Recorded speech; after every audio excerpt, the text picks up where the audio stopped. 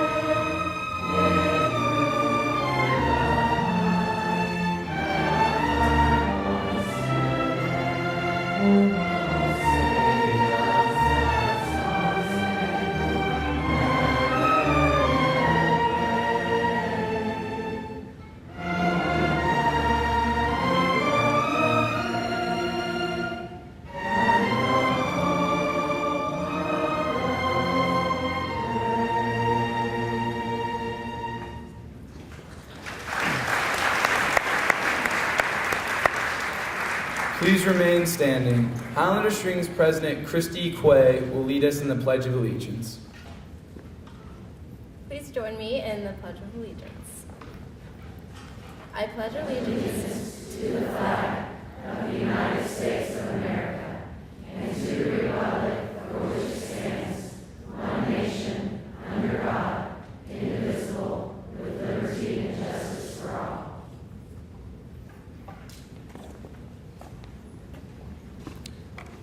Now it is my pleasure to introduce Superintendent of Schools, Dr. Dawson Orr.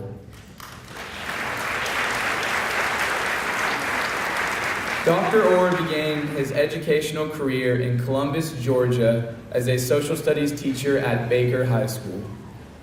During his 37 years as an educator, he has served as a high school assistant principal, an elementary principal, a 5th grade ESL teacher, and an assistant superintendent. He is beginning his 5th year at Highland Park as a superintendent and his 24th year overall as a Texas superintendent. Dr. Orr is the 7th superintendent of Highland Park since its beginning in 1914. Please help me welcome Highland Park's #1 Scotty, Dr. Dawson Orr.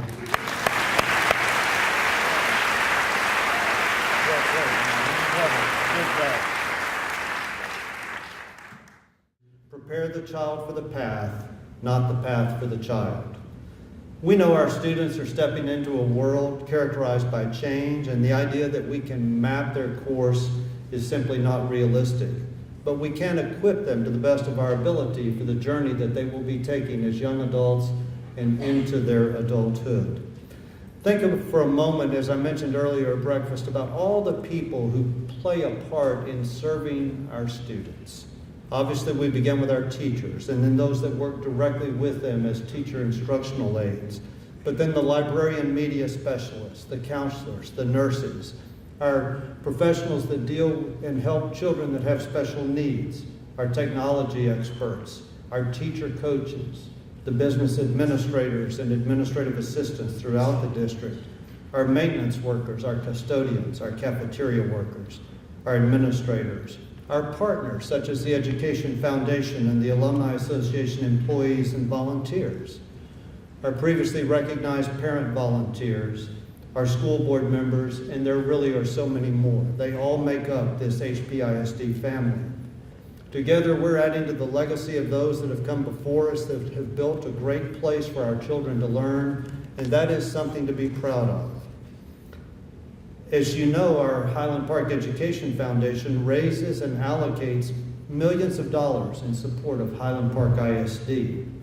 Their projects include the Tartan Fund, an endowment to support our schools in a consistent and reliable, permanent manner. The Mad for Plaid campaign, a unique annual joint fundraising campaign of the foundation and our PTAs. and then scholarships, which are awarded in support of our students and our teachers. We're very grateful to the members of the Education Foundation. Their work allows us to continue to provide an exemplary education for our students. It's my very great pleasure to introduce to you Connie O'Neill, the current president of the foundation and a member of the HPISD Finance Committee.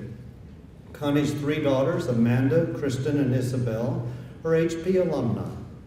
In addition to her work for the district, she's a member of the Children's Medical Center Foundation Board of Directors, a past president of La Fiesta de las Seis Banderas, president of the St. Mark's Parent Association, the 2011 Crystal Charity Ball chairman, and a current member of the Southern Methodist University Board of Trustees. In 2012, Connie was named University Park Citizen of the Year. Connie, would you please join me on stage to present the Howie Award, and let's recognize Connie O'Neill, please.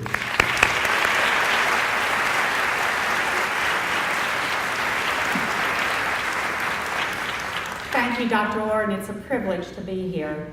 The Eileen and John Howie Award is given annually in celebration of their lives and their dedication to this community. And I will say that I know both John and Eileen personally, and it would have been very special for them to be here today.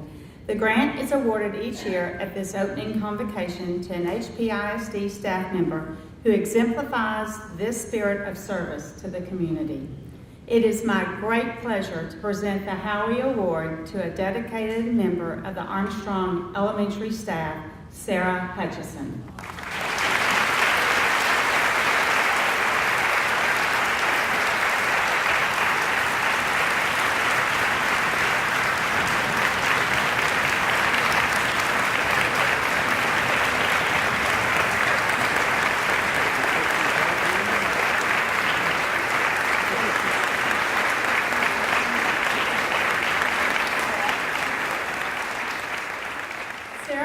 In Kentucky, Arizona, and New York before joining us in HPISD in 1995, first as a substitute, then as a resource assistant at HPMS.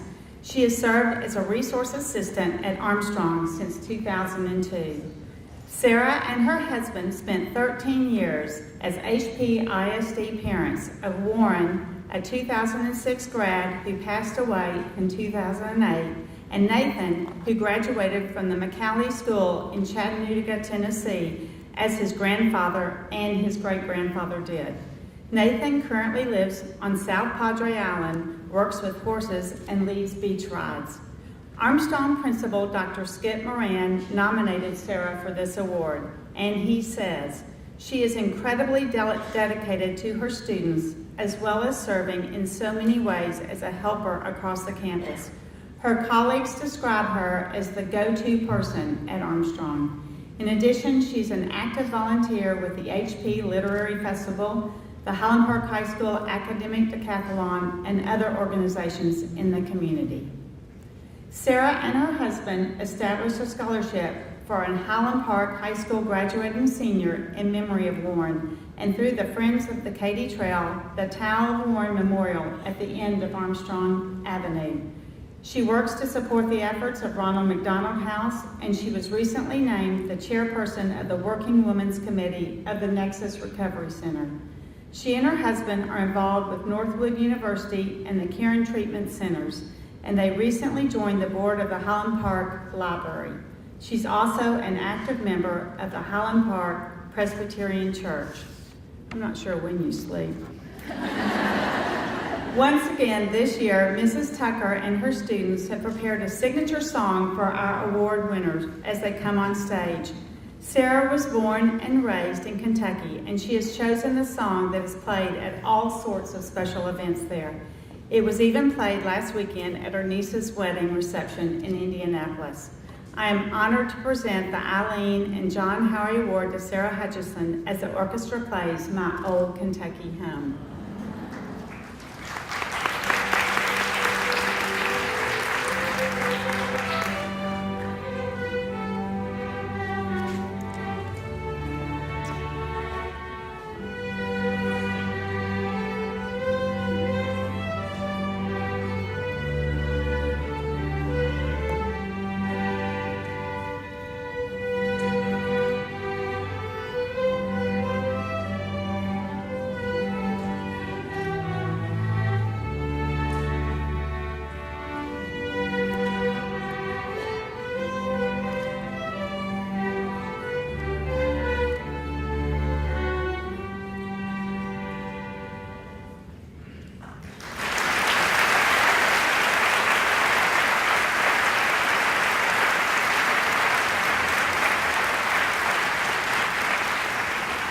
Congratulations, Sarah.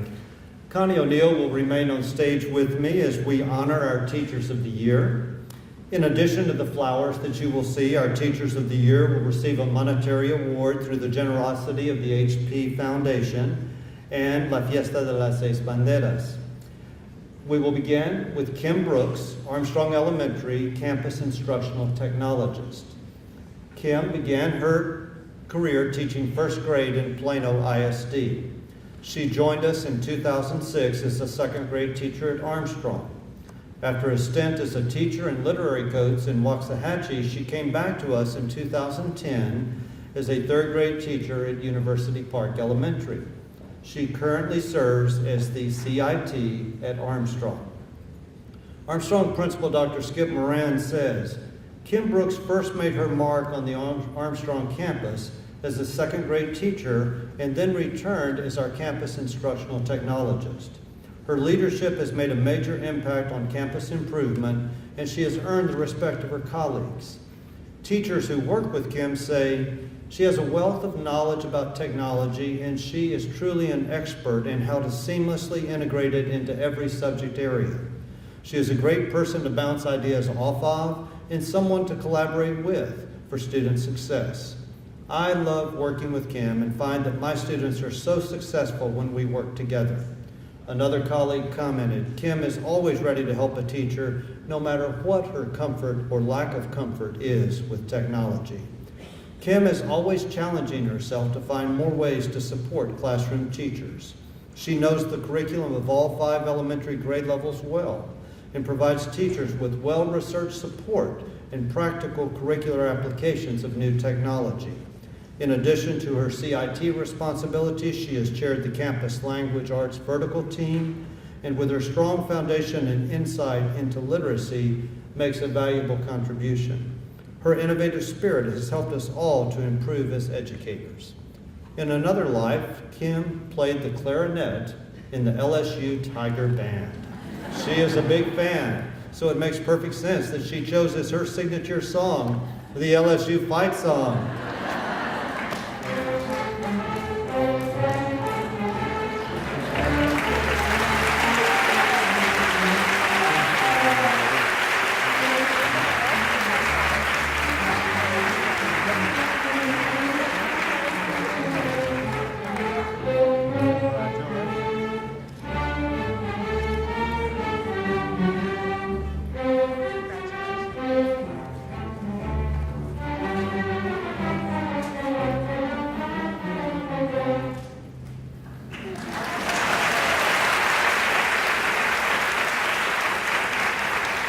Jessica Smith, Bradfield Elementary art teacher. Jessica began her career teaching second grade art in Mesquite ISD. She joined the faculty at Bradfield in 2008 as a second grade teacher and now serves as the campus art teacher. Her principal, Christine Bruner, tells us this. It's such a pleasure to work with Jessica Smith, Bradfield's incredible art teacher. Jessica's journey as a Bradfield Bronco began very early in life as her mother, also a Bradfield second grade teacher, was expecting Jessica as she taught in room 101. Jessica would later teach second grade in that very same classroom. A little over a year ago, we had an opening for our art instructor. Jessica came to visit with me about the possibility of moving into that role. I had no idea Jessica wanted to teach art. She was such a fabulous second grade teacher. As it turned out, Jessica has her art degree from Austin College. And after listening to her passionate vision for children's early art experiences, we knew she was the one. Ms. Bruner goes on to say, notably this year, with Ms. Smith's guidance, our children created their very own Dale Chihuly inspired exhibit at Bradfield. Every young art student was involved with the recreation of the works of the famed glass sculptor, recently displayed throughout the Dallas Arboretum. Our children were able to think like artists and create their own lasting sculptures for our building. Jessica's patience, encouraging, and loving demeanor helps each student to appreciate and develop a love for the beauty of our world and various artist interpretation of that beauty. Jessica believes that all teachers think they sound like Charlie Brown's teacher at some point in time. So she chose as her song the Charlie Brown theme.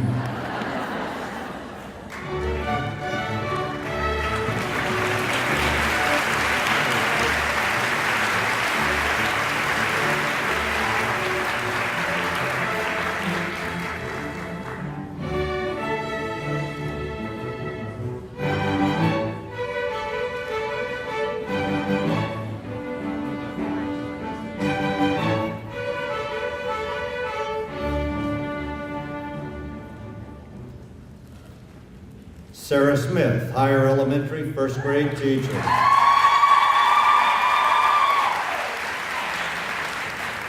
Sarah Smith launched her teaching career in Plano ISD in 2005, where she taught first grade for 3 years and kindergarten for 1.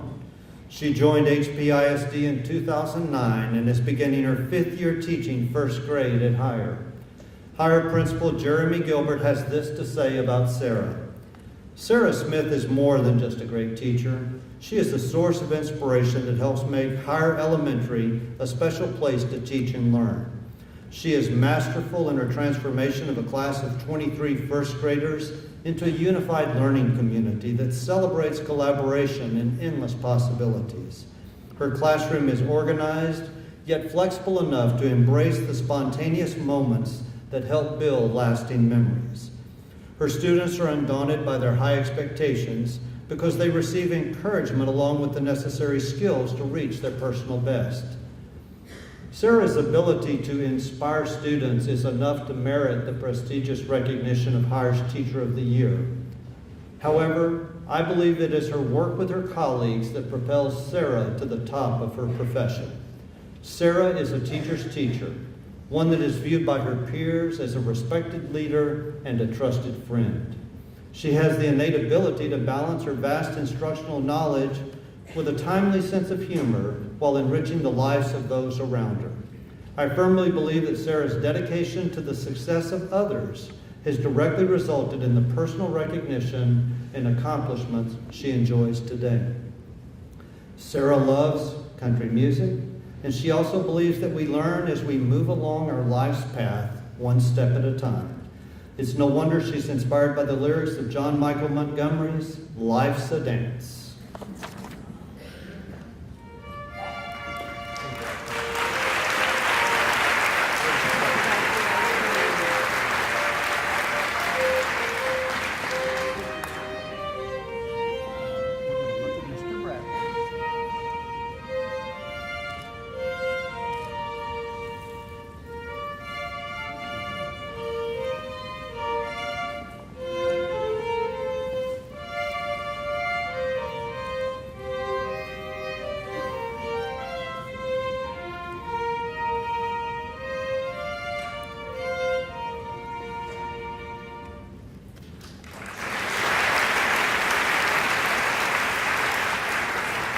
Jennifer Hampton, University Park Elementary Librarian.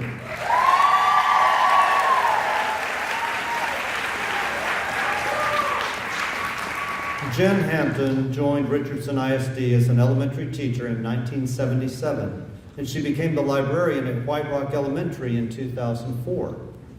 She also served for a year as Richardson's Library Systems Administrator before joining Highland Park ISD as the librarian at University Park Elementary in 2008.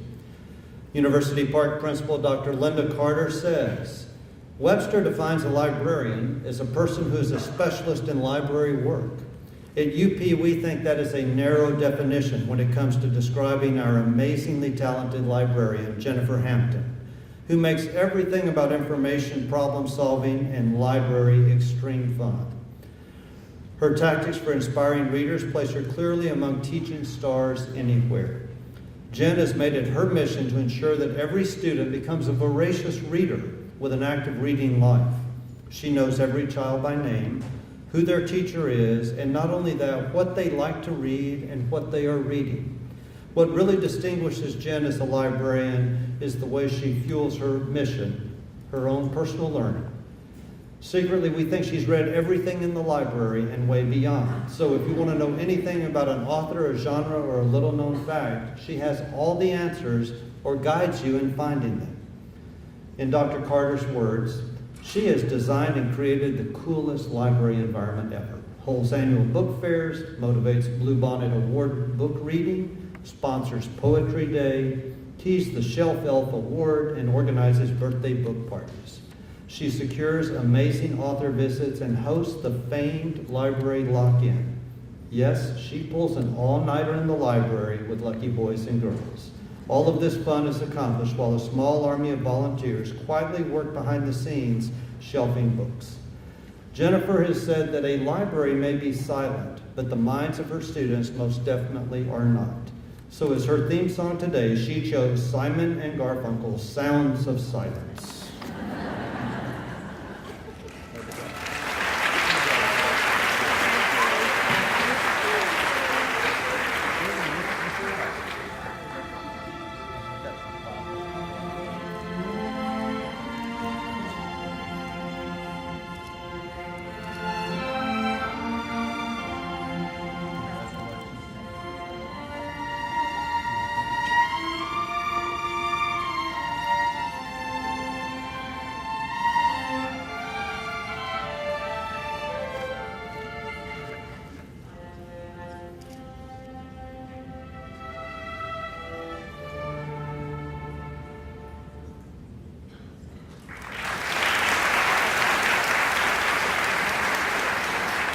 Shannon Telefero, McCullough Intermediate, 6th grade language arts.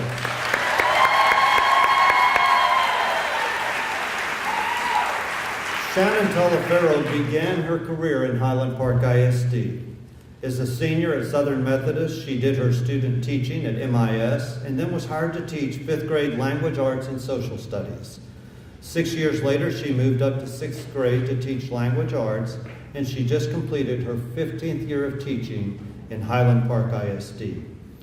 MIS Principal Dr. Laurie Hitzelberger says this about Shannon. Being an effective teacher requires intelligence, compassion, passion, and creativity. Shannon Telefero is a model of all of these qualities every day as she instills the love of reading and writing in her students. Shannon enters the classroom with an unparalleled energy and joy that even the most reluctant reader appreciates, while drawing all of her students into the excitement of learning. Shannon was one of the first teachers to Skype nationally acclaimed authors into her classroom to interact with and advise young student writers. Shannon's collaborative nature and passion for learning results in a generous willingness to share ideas with her fellow teachers, whether on her own school team or presenting at a national conference. She won't hesitate to drop what she's doing to help another teacher with crafting a lesson or to get excited about a colleague's creative idea. Shannon serves the 6th grade language arts teachers artfully, providing information and guidance as an instructional leader. Shannon's colleagues describe her as forward-thinking, innovative, and the ultimate multitasker. She epitomizes a teacher worthy of the highest praise, professional at all times while consistently creating challenging, relevant, real-world learning experiences for her students. Coldplay is Shannon's all-time favorite band, and she chose the song whose lyrics describe a girl who is optimistic, hopeful, and continues to dream, Paradise.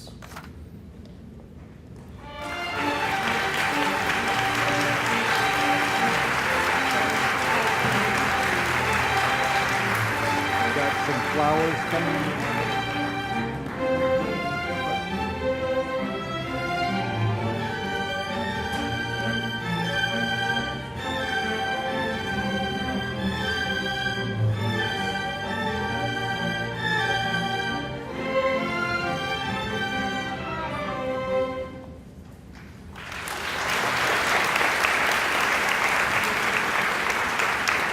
Charlotte Clinton, Highland Park Middle School, Spanish.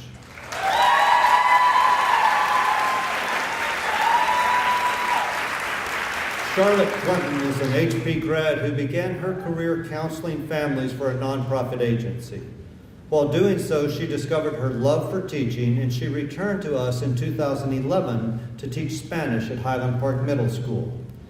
Her principal, Dr. Laurie Hitzelberger, says this: "You can't help but smile when you're around Charlotte Clinton because her smile is truly contagious. She is loved and respected by her students, as evidenced by her winning the student-selected Clyde Stinson Excellence in Teaching Award at Highland Park Middle School in her first year of teaching, and the Student Council Staff Appreciation Award in her second. Winning Teacher of the Year this year demonstrates the respect she has earned from her colleagues as well. Dr. Hitzelberger goes on to say, Charlotte works closely with her colleagues to share ideas and create meaningful lessons in which students are highly successful. She excites students about learning Spanish and teaches them that they can achieve at the highest of levels. Within just a few days of their first exposure to the language, her students are speaking in words and phrases with confidence and enthusiasm. Charlotte is masterful at creating positive relationships with students.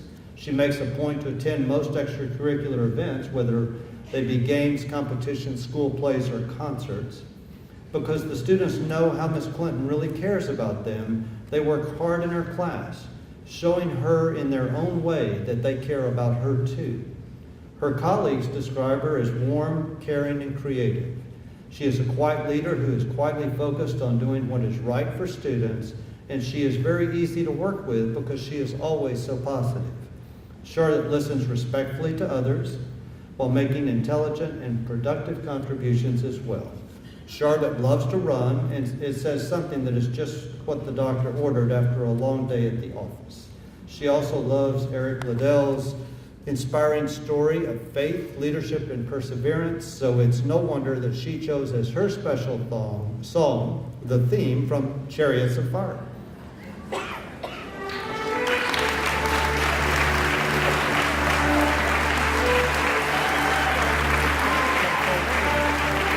We've got some flowers coming in.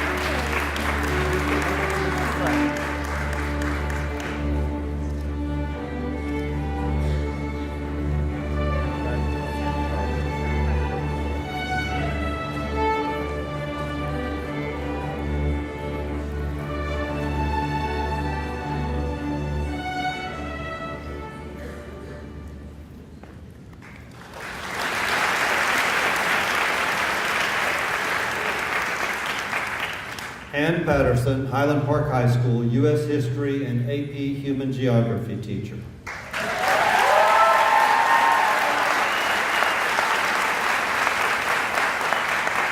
Ann began teaching in 1987 at Ryder High School in Wichita Falls, where she taught world geography, world history, economics, government, pre-AP world geography, current issues, and advanced placement human geography. That about covers the department.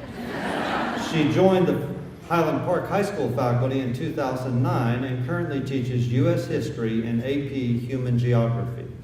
Her principal, Walter Kelly, has this to say: "It's all about geography, and my favorite piece of geography is the fact that my office is directly across from Ann's room. Her spark with ideas and with people is contagious and incurable. She approaches every class with a doorway greeting, and she guides classes with rich materials and great discussions. Beyond her classes, Ann has served as our National Honor Society sponsor. It should be noted that this is the second school in which Ann has served as the National Honor Society sponsor, which does cause me to question her sanity. What I never question," says Mr. Kelly, "is Ann's dedication to student learning and care of her colleagues. Ann loves folk songs and all things Americana, so she chose as her theme song, Simple Gifts."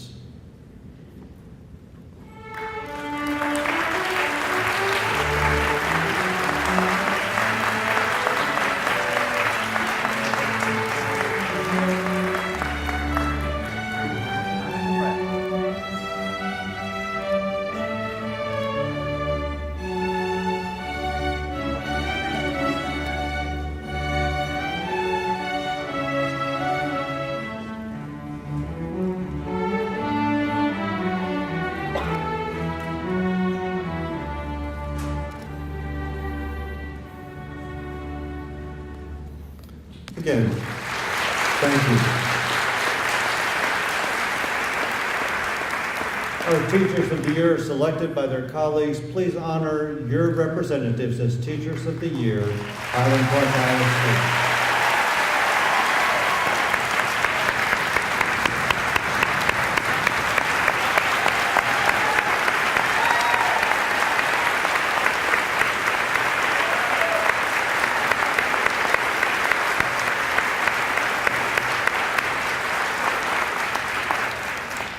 We will now hear from two of our Teachers of the Year, those that represented the district at the Region 10 Teacher of the Year competition.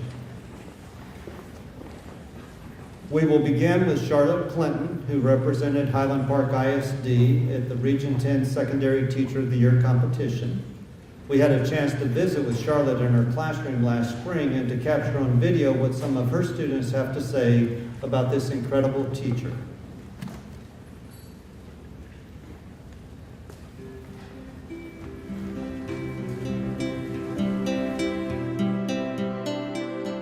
She taught us a lot of songs to remember the alphabet, the days of the week, the months. I don't know if I remember that one, and then there was, we learned all the Spanish-speaking country capitals. Here we go.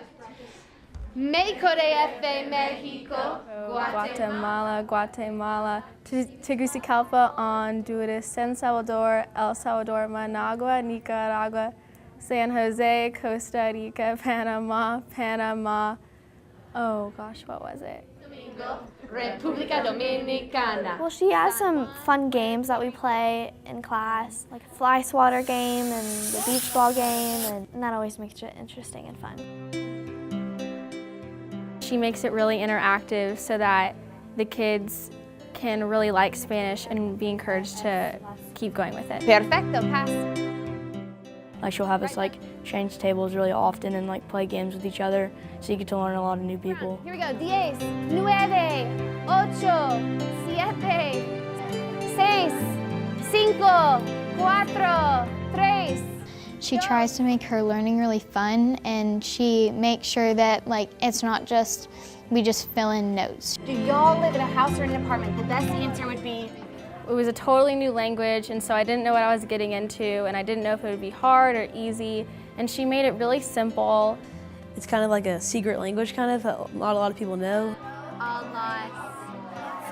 In today's business, you need to know how to communicate with people from around the world because it's very intellectual. I want to be fluent in Spanish really badly. I think it would be so much fun.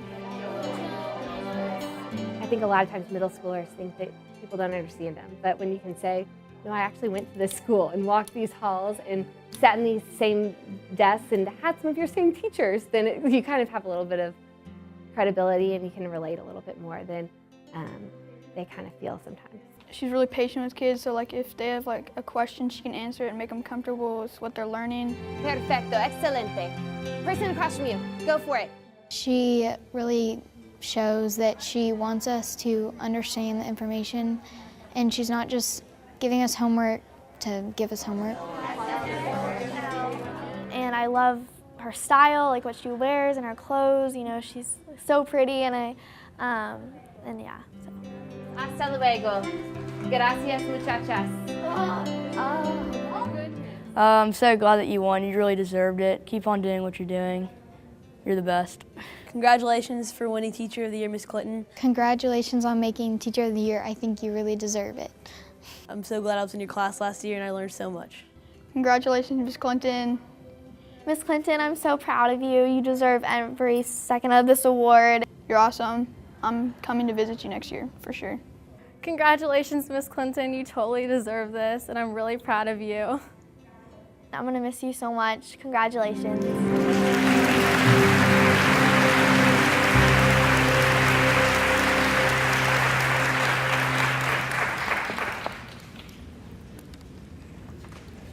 Good morning. It's an incredible and humbling honor to get to represent the amazing teachers that I work with every day. In the past 2 years of my time at Highland Park Middle School, I have been acutely aware of this profound truth by John Donne. No man is an island. I get to come to work every day with colleagues who sharpen, encourage, and challenge me. My teaching peers make me want to be a better teacher and student. So I stand before you today as a representative of the whole. I couldn't do my job without the tremendous support of excellent fellow teachers and administrators. It is also a joy to stand before you today as a product of this incredible district. My love for teaching is the fruit of the educators that shepherded a young, curly-headed girl all the way from University Park Elementary to Highland Park High School. I continue to be indebted to my teachers from all those years. As I thought through the many different directions I could take today, I found myself overwhelmed with the options. Tell a little something about teaching? That feels like trying to bottle the ocean. Teaching is so much bigger, so much harder, so much more rewarding than anything I could put into words.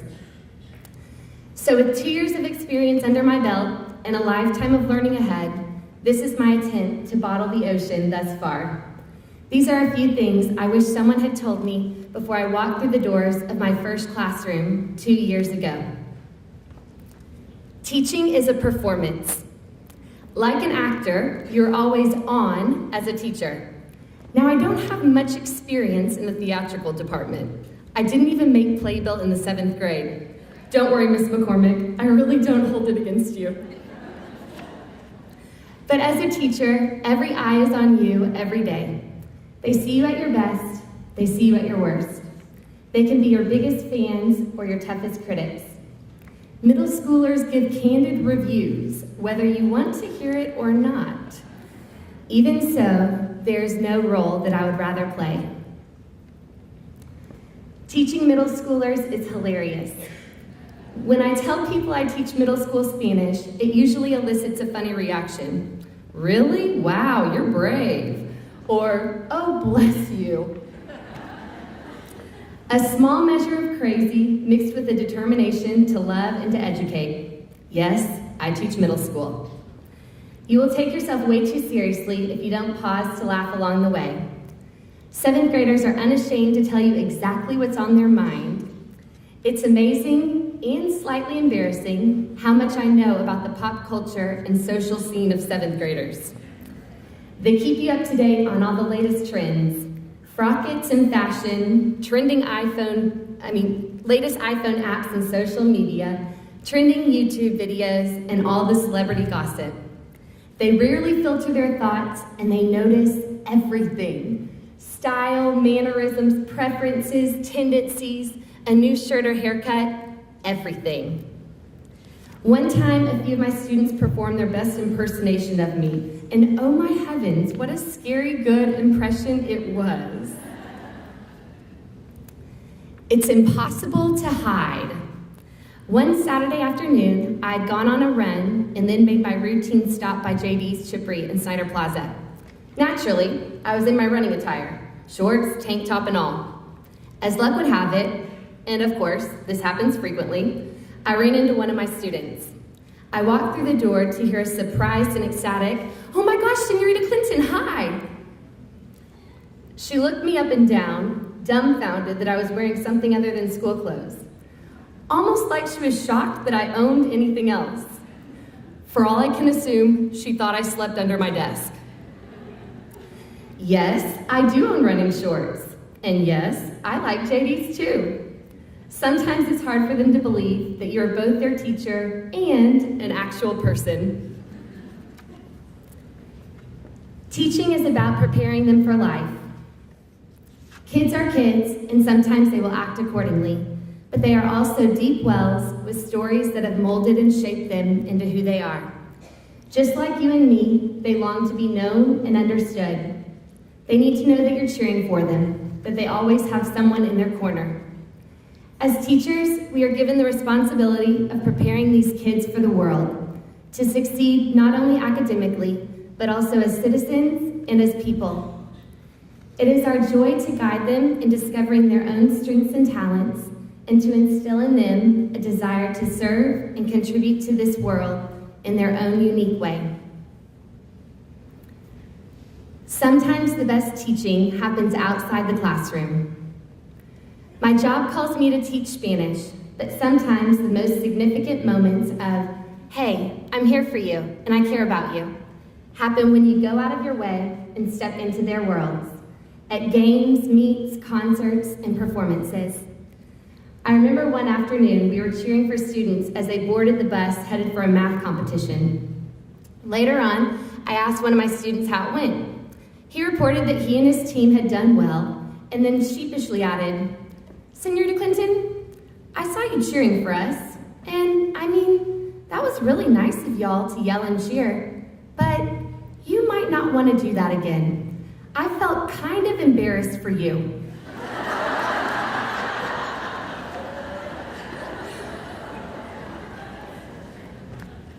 Jump at any opportunity to celebrate. There will always be work to accomplish, deadlines to meet, and emails in the inbox, but we should never pass up an opportunity to celebrate.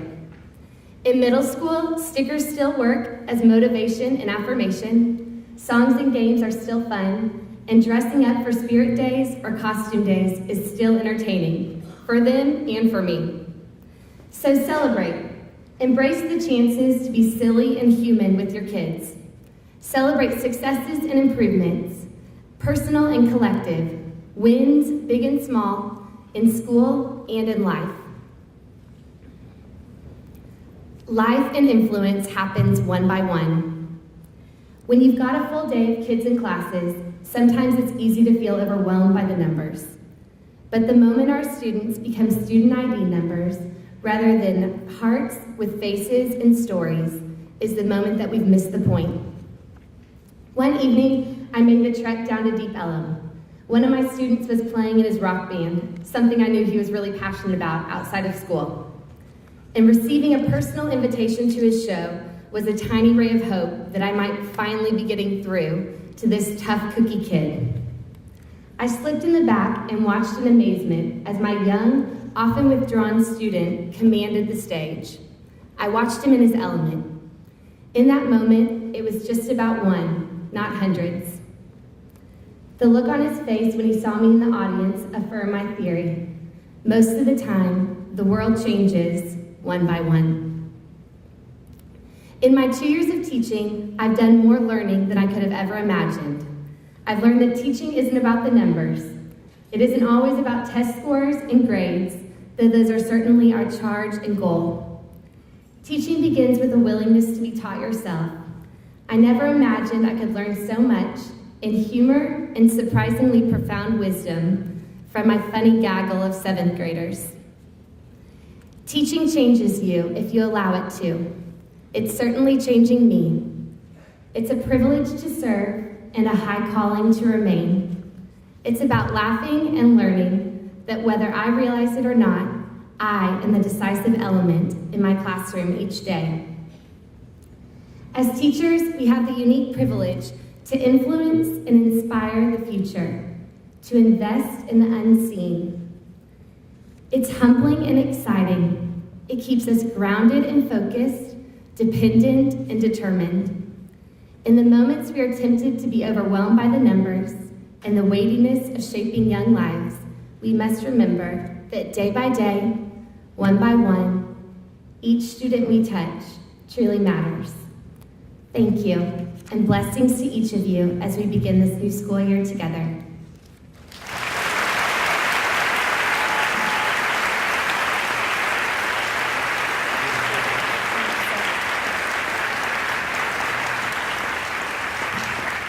Thank you, Charlotte. Next, we'll hear from Jessica Smith, who represented Highland Park ISD at the Region 10 Elementary Teacher of the Year competition. But again, first we begin with a video that illustrates how much Bradfield students love learning about art in their classroom. It's just like a really fun place to be because it kind of feels like a place where you could spill a whole bucket of water or a bucket of paint and she wouldn't care at all. We have mess every day, but it's a fun mess. Everyone's like screaming and hollering and flinging stuff around. When we were like painting, I've been so messy on my hands. Everything's scattered everywhere and there's paint splatters everywhere. It's basically like just someone dumped a bunch of rainbow paint on it. I don't care about getting messy unless it gets in my hair, because my hair is like the thickest hair in the world, and it's so hard to get out. Take the stir sticks out, clap them on the sides, hold your pencil, partner, set the timer for 8 minutes. 1 minute she's helping a kid on her art piece, and like the other second she's dragging a huge barrel of water behind her or something like that. Miss Smith is a great art teacher. I love going to art Because we get to do fun, creative stuff. I really enjoy art, and it's one of my favorite things, and I like it because I just love like painting and stuff like that. I just like crayons and markers and pencils and normal sheets of paper.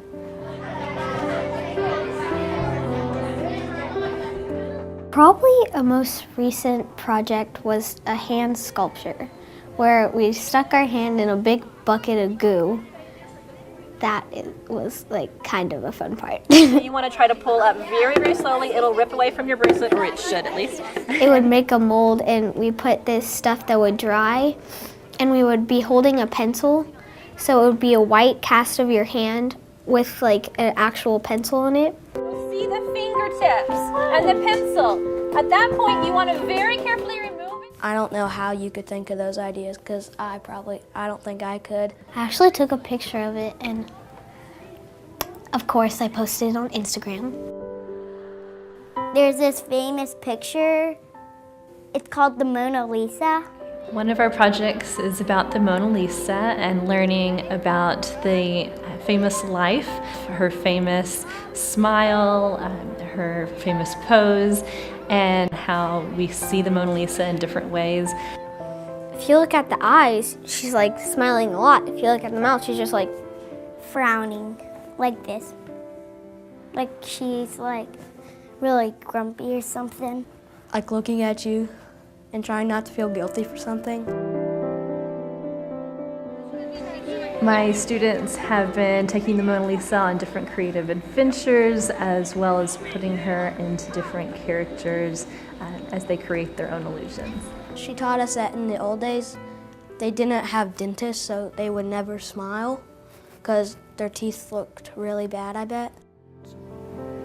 Yeah, she's not the prettiest girl in the world.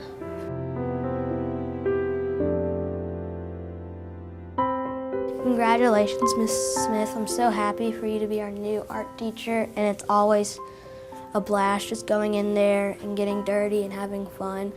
Congratulations, Mrs. Smith. I'm not surprised. You're just the best. Congratulations, Miss Smith, that you won the Teacher of the Year. I hope you have a good day. I just wanted to say congratulations. Perfect.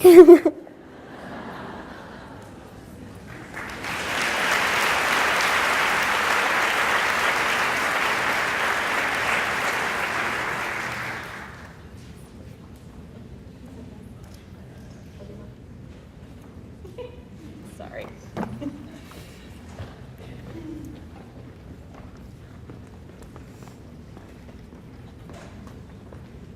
Sorry, there's always art set up.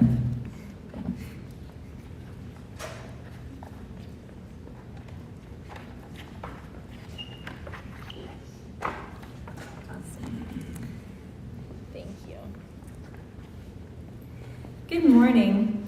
It is such an honor to be in front of all of you today and represent the wonderful staff at Bradfield Elementary. This day is always a mixed bag of feelings, closing the door on the fun and the freedom of summer vacation and opening the door to a new exciting chapter in all of the adventures that this school year holds. Life in the art studio is always an adventure, usually a messy adventure. Being dressed up in front of a large group of grown-ups is certainly not a norm for me, so I've set up a small but more familiar environment here. I've asked some of our students to join me today to help illustrate the beauty of an individual's creativity and the power of collaboration. Thanks for coming, students. Awesome, great. I feel better already.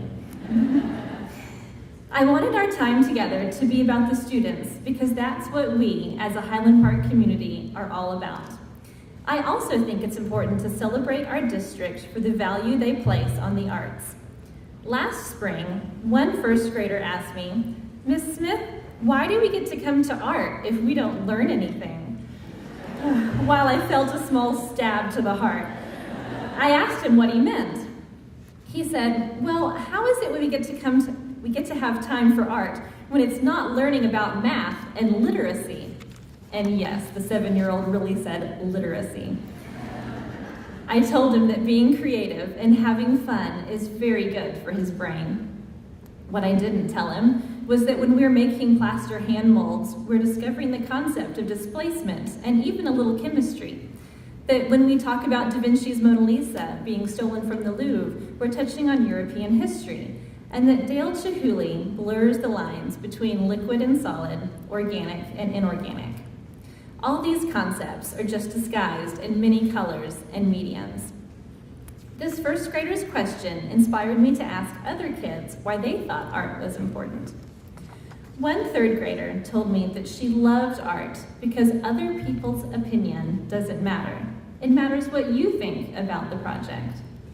I love her statement of creative ownership and how right she is. In art, as in life, there's more than one right answer. As I was preparing for my first year as an art teacher, I was inspired by the much hyped exhibit at the Dallas Arboretum of the work by glass artist Dale Chihuly. This was beautiful art in a setting that many of my students frequented and enjoyed. I knew the bright colors, organic shapes, and the method behind their creation would surely grab all my kids' interest. Who wouldn't like learning about melting things in fire? Each grade level took part in creating collaborative sculptures and really seemed to enjoy the teamwork behind creating our own school-wide exhibit. But the energy that began to spread among students was gratifying.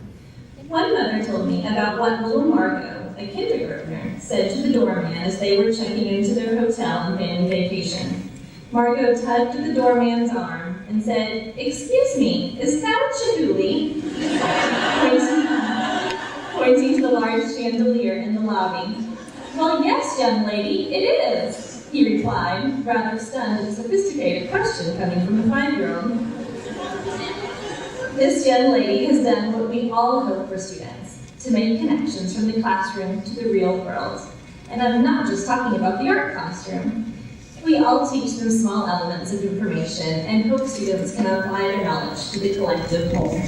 Kindergarten teachers teach the sounds and letters and hope their students will be able to put it all together to be successful readers and writers. Science teachers literally teach the basic elements and hope the students can see them as building blocks to all greater things. History teachers share one event on the timeline and hope students take what they can from those events in the past to help shape the greater future. One of my favorite pieces of art helps me to illustrate this point. We are all one component, and our small parts that we play in our students' lives become a small portion of the whole. And when we get caught up in the focus of our separate days, we need to be more like pointillism painters and remember to take a step back and think of the larger picture we are all aiming for. It's important to remember that our collaboration creates a completely different work than if we isolate ourselves as one piece. So much is accomplished in our separate classrooms, but as we develop our individual ideas for the school year, we want to remember to come together as teams, schools, a district, and a community.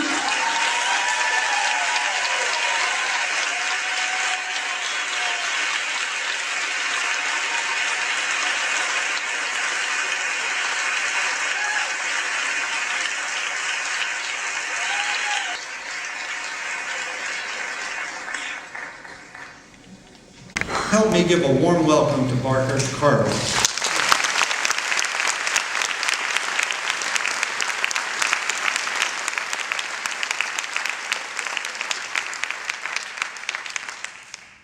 I know what some of you teachers are thinking. Why did they let him back into school? But with that said, I would like to start off just by saying thank you to Dr. Orr and the Highland Park School District for allowing me the privilege and honor to be here today. As Dr. Orr mentioned, my name is Barker Carlock, and I graduated from Highland Park High School in 2012. This morning, I would like to share with you one of my greatest struggles from this past year, which has been choosing optimism over cynicism.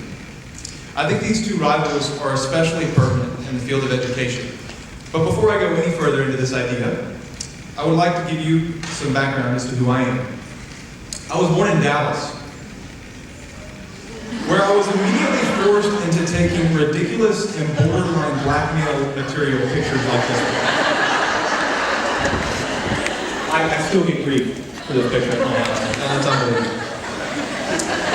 I went to Providence Christian School of Texas for both elementary and middle school. One of the best lessons that I was able to gather from my time at Providence was the motto by which they taught us to abide. The Latin saying, esse quam videri, to be rather than to seem. Now, in a community like Highland Park, where molds are often more closely followed rather than created, this was an integral part of my progression in my personal journey. From there, I entered into the Highland Park school system as a freshman, following my brother and sister's footsteps, where I was fortunate enough to be able to play under Coach Allen, Coach Wells, and Coach Farnsley as an offensive lineman. And I don't know if you can tell, but I've lost a lot of weight. I actually lost 50 pounds this past year. So, thank you. Weight Watchers works. I was also fortunate enough to serve on the student council under Mr. Hinton and Ms. Sosby, alongside incredible friends and peers.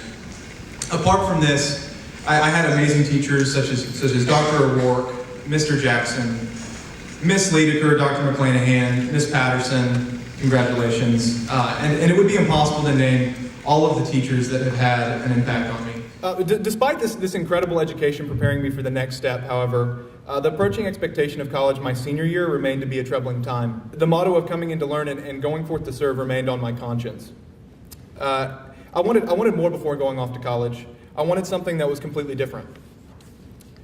Fortunately, during the second semester of my senior year, I stumbled upon Global Citizen Year, a bridge year program operating in 3 countries, and ended up falling in love with the idea.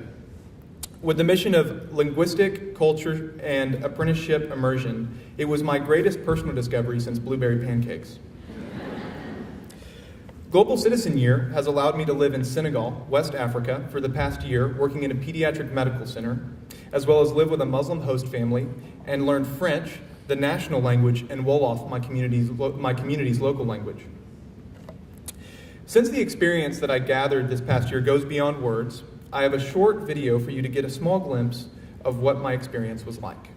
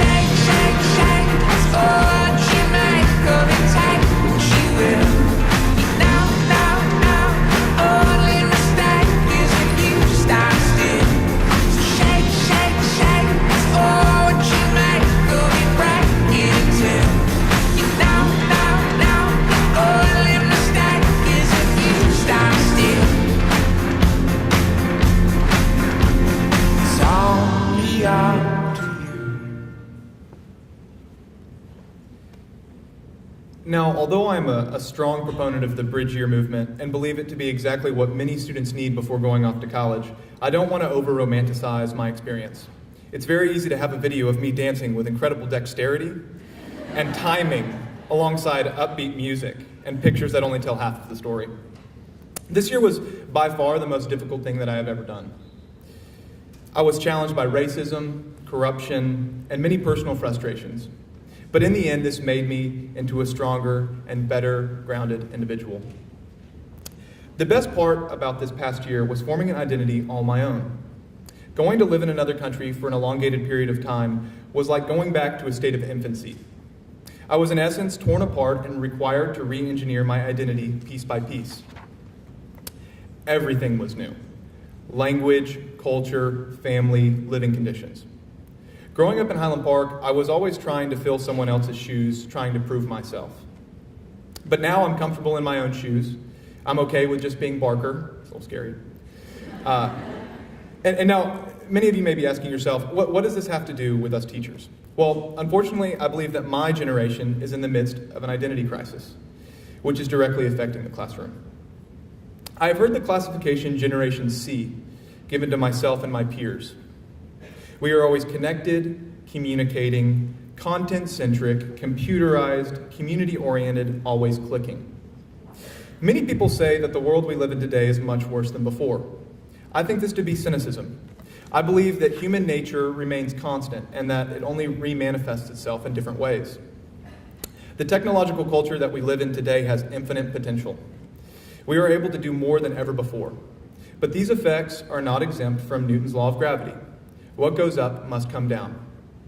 My observation has been that the natural consequence of our current culture is a loss of self and deep personal identity. It is not that technology is inherently bad, but that the culture that exists today makes finding oneself and personal identity increasingly difficult. We are constantly distracted from antiquity's charge to know thyself, which is no easy task, and Benjamin Franklin reminds us of this in his Poor Richard's Almanac, that there are 3 things extremely hard: steal, a diamond, and to know oneself. There are days where I become very discouraged by the distractions that present to my generation. I get a headache just trying to think of all the social media outlets that exist today. Yet I do believe that personal identities can and will be regained. I was in this same auditorium very recently. I was sitting over there not but a few months ago for a rehearsal for the charity event La Fiesta. While I was sitting there, I noticed what was written above us on the frieze. The spirit of a people is disclosed by the education of its youth.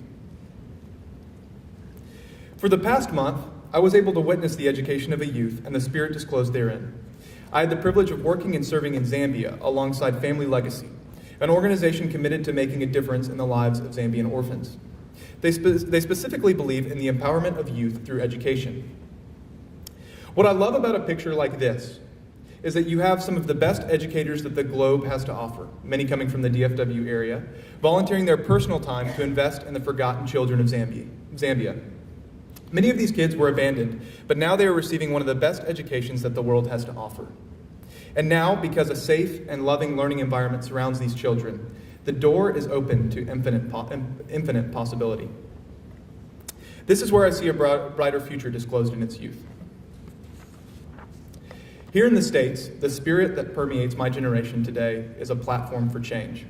The spirit of social conscience that exists today is something that our country has never seen before, and this can be credited to our youth's empowerment through education. Yet we still lack direction and depth. We will be the first to tweet or post statuses on Facebook, but will be withdrawn when actually working towards transformation. Now, I am sure that at times you may believe that your students are not listening, but they are listening. Your words and actions do speak to them. With that said, I would like to bring to your attention 3 thoughts. The first is to continue asking questions. I find it is no coincidence that in education, we often go back to the classics. The fundamental questions that humanity continues to catechize survive the test of time. In one of Plato's dialogues, the main character Meno charges Socrates with a question. Can you tell me, Socrates, is virtue the sort of thing you can teach someone? And Socrates, in his characteristic form, responded with a question. Can you tell me what virtue is? And Socrates' playful response is a commanding message, the power and utility of a question. The second is to encourage. Support students in finding the outlets that are necessary for maturation and personal growth. If it were not for many of the teachers that continued to probe and ask me the questions in a way that allowed for my own personal realizations to come to life, then I would not be where I am today. The word facilitate comes from the French word faciliter, which translates as to make easier. This is what is so important about the role of a teacher. You make things easier and you make things possible. At many times, it was a teacher like Dr. McClanahan who would selflessly spend hours before and after school and who encouraged me as a friend. Instead of entering at the first bell and leaving at the last, he would always make time for simple conversations outside of his formal responsibilities. It is often the unspoken heroes, those that lovingly sacrifice themselves to those around them, acting as the salt of the earth, that really make the impact. This notion was put most eloquently by Abraham Lincoln when he said, "Don't worry when you are not recognized, but strive to be worthy of recognition." And finally, the third is to be optimistic. Whenever I reflect on the struggles of remaining optimistic, my mind immediately goes to the beautiful oil painting by Vincent van Gogh, Starry Night. Throughout this year, it has been very easy to be overburdened by the overwhelming disparity of living conditions, access to health care, and what I perceived at times as a backwards culture. Similarly, in Starry Night, it is very simple to give in to this painting's overall gloomy and dark appeal. But what is it that makes a night? Of course, it's the splendor of the moon with the stars. If we really step back and take a holistic glance at this masterpiece, we see a different picture. We see the bright spots, the starry night. If we could use these bright spots as a reference in our perspective, from which the whole canvas revolves, we see hope rather than despair, beauty instead of darkness. I believe this is what Van Gogh was striving for. In teaching, I can only imagine how difficult the dark, gloomy matter can be at times, especially the grading of papers, the seemingly non-interested students, and the unbelievable hours. This brings me back to my fighting ideologies that I touched upon in the beginning about the opposition of cynicism and optimism. Just like in development work, I imagine that some days teaching must feel like swimming in jello, that no forward movement is made. In the same way that we gather the starry night from a dark sky, I encourage you to find the bright spots that allow you to see past the difficult and cynical woes of educating what seems to be a stubborn and perhaps lost generation. In the end, each and every one of you in here are my heroes and heroines. As many of you are probably aware, there is a saying that says, "Those who can, do. Those who can't, teach." I adamantly disagree. I believe the saying is more appropriately, "Those who can inspire their youth. Those who can't criticize those who try." And if I may be so bold to quote Curtis Mayfield along the band Journey, "Keep on keeping on and don't stop believing." Have a great year, and thank you.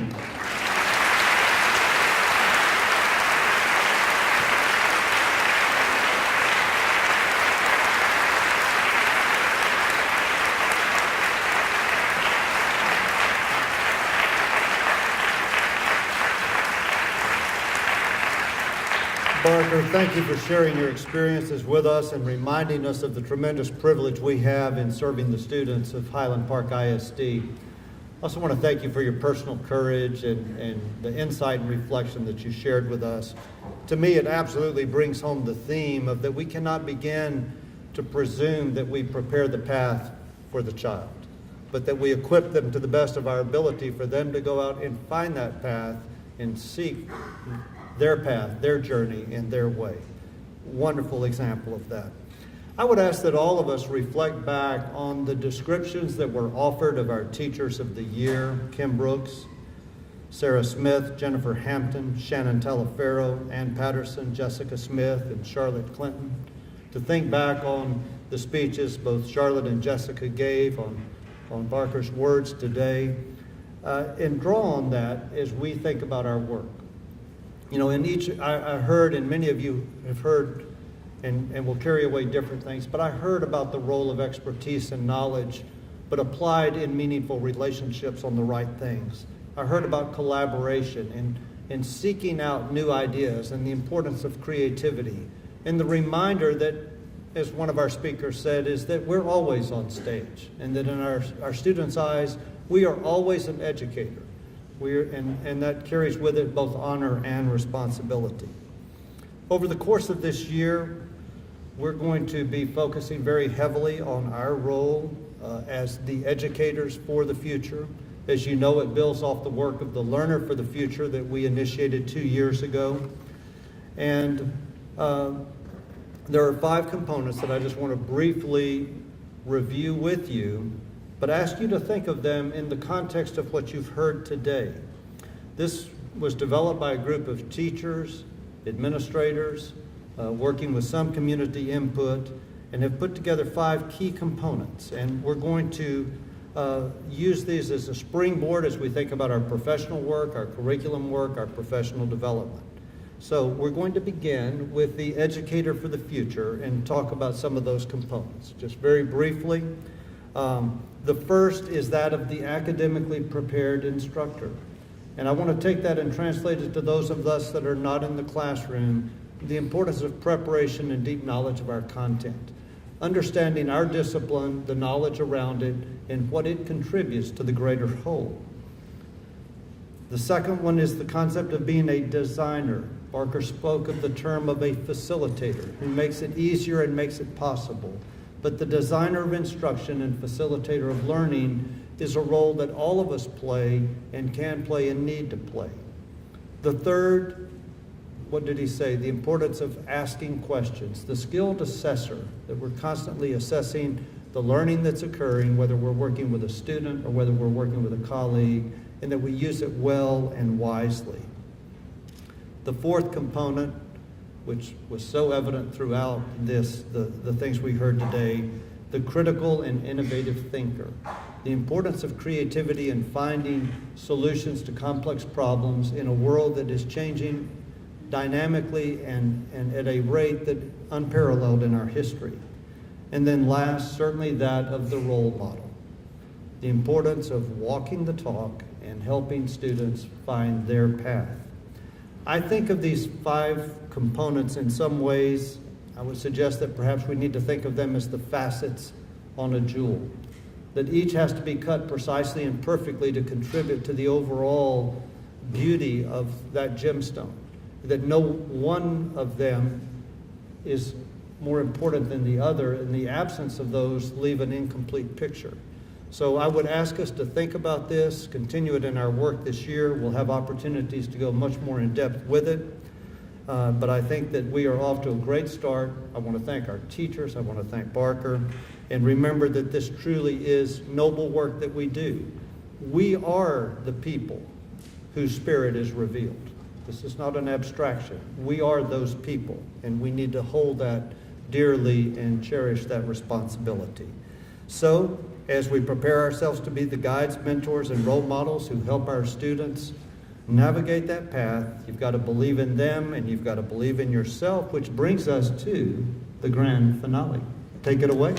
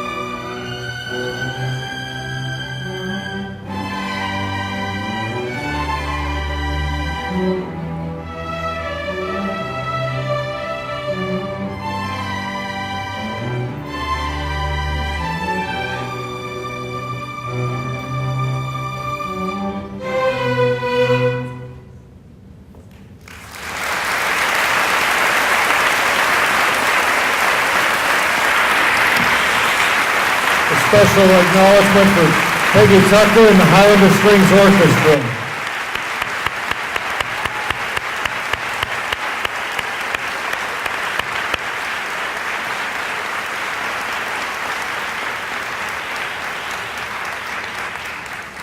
And ladies and gentlemen, that concludes our convocation. Let's have a wonderful year together. Thank you.